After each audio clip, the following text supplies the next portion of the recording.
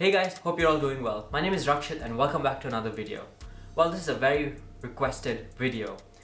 Well, finding a part-time job can be quite daunting, especially if you rely on a part-time job to fund your living expenses during your studies.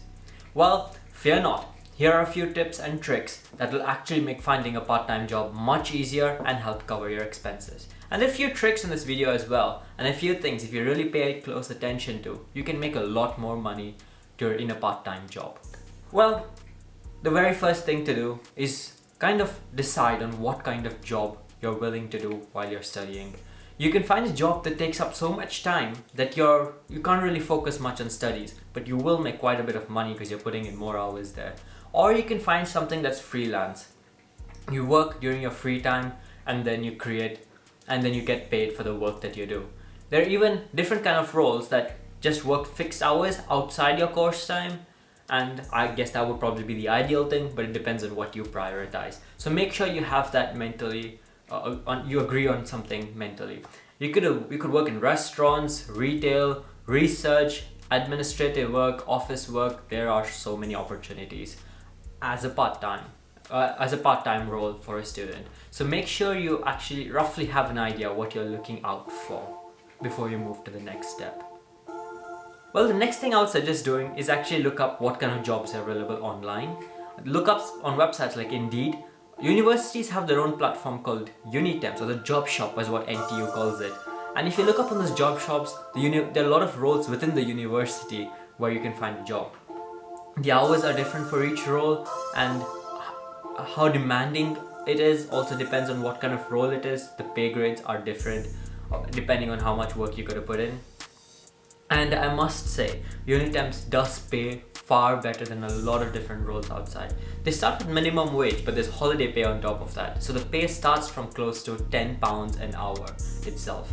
And if you get into a bit more of advanced roles, or you get promoted through those roles, you can get paid well over £14 an hour. Some other places to look for a job would be on Indeed.com. There are a lot of different roles available. These generally tend to pay more, and you can find a role that's similar to the course that you're studying, so it benefits both ways. Well, if you're looking for something more quick and more stable, working at in a retail environment or a restaurant would be a far better option. Well, for those kind of roles, I would suggest prepare a CV and a cover letter. A cover letter pretty much just describes your experiences and why you want to get that role. If you're struggling to make your CV or cover letter, the university has free resources available, and you can even book a one-to-one with them, with the employability team, and they help you create your CV and a very convincing cover letter. But catch with retail and the restaurants is that they don't really offer a lot of things on jobs or openings online. You'll either see a board that's put up outside the shop or restaurant, or you'll just have to walk in and ask the manager, because most students generally do that, and there isn't really a motivation for the restaurant to put up an advert outside. They just know that the students are going to come in and ask for a job, and you're expected to do that as well. So if you see a restaurant, shop, some kind of brand or something that you really want to work in that area, just walk in. If it's a retail area, they generally expect some previous experience in a retail environment, especially all those top really fancy retail brands. So you don't necessarily need it, but just keep that in mind when you go in. But a cover letter and a CV is very important if you're working in a retail, if you want to get into a shop or find a job there. The advantage of working with retail or a restaurant is that the hours are fixed, the pay is fixed, so you know you're going to get a regular income every single month. And that can be used to fund your living expenses while you're here, which makes it much easier. Now, if you have extra hours available after all of this, what I would suggest is actually register with the university and keep up and enable the notifications that the Unitemps sends you. That way, if something comes up at the university, an ad hoc thing, if you can take up more hours at a higher pay, you can take advantage of that. But make sure you do pay a certain amount of tax on a second job in the UK. So if you do a restaurant or a waiter or a restaurant or a shopkeeper or any of those roles as a primary job, which covers your basic living expenses, or if you're an international student, the 20 hours that you work for, whatever you work for above that is actually taxed. So if you make the 16 hours and that pays like £10 an hour, 20% of that actually goes off, so you're actually just earning 8, whereas the minimum wage on the restaurant or the shop role would be about £10 or 8.91, so you're earning slightly more. That's one catch that I learned the hard way. So, well, if you are doing a part-time role and you work 20 hours a week, you can make around £712 a week, which is a good amount of money. But now here's the catch.